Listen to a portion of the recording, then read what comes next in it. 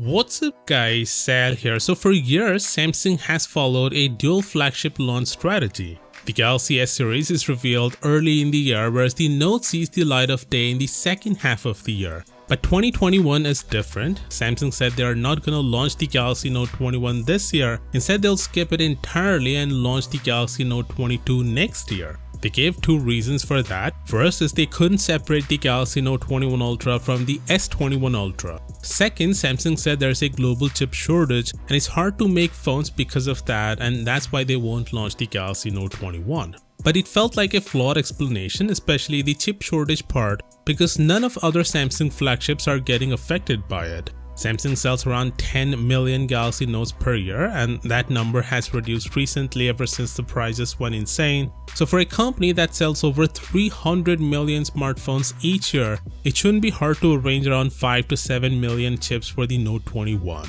Plus, the Note 21 was expected to launch in August anyway. By that time, the global shortage of chips was expected to ease, which in fact is happening. So it felt like Samsung doesn't want to tell the exact reason why they first decided to discontinue the Note, but now bringing it back next year. Well, it seems we finally get to know that, and it's because their experiment with the Galaxy S21 Ultra failed.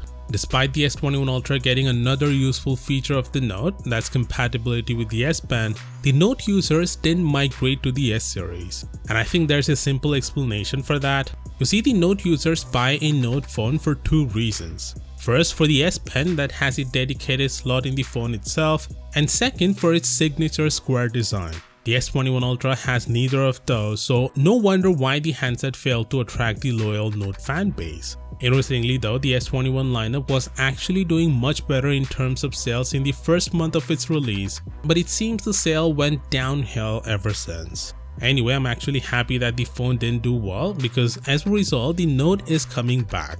Just like the S22, the Galaxy Note 22 will come in two variants, Exynos and Snapdragon. We've been talking about Exynos and AMD for a while now, but today we have information about the next flagship Snapdragon chip, the Snapdragon 895. Evan Blass has shared the specifications of the new chipset. There are two things to note here. First, the chipset will be made on a 4nm process, and TSMC will make it for Qualcomm. The current chipset is built on a 5nm process made by Samsung. Second, the GPU front is set to be upgraded from the Adreno 660 to the Adreno 730. Part names don't really give you much info, but the fact that Qualcomm is jumping from 600 to 700 series could be an indication that they have made some significant improvement to the GPU to take on Samsung and AMD. It also mentions that just like Samsung, Qualcomm's new chip will be based on ARM's V9 architecture that gives a massive 30% improvement over the current chipsets.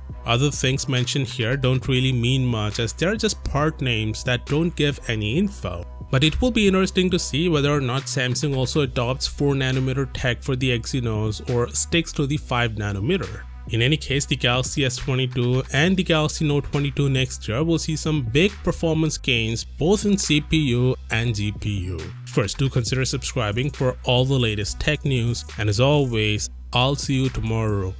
Peace out.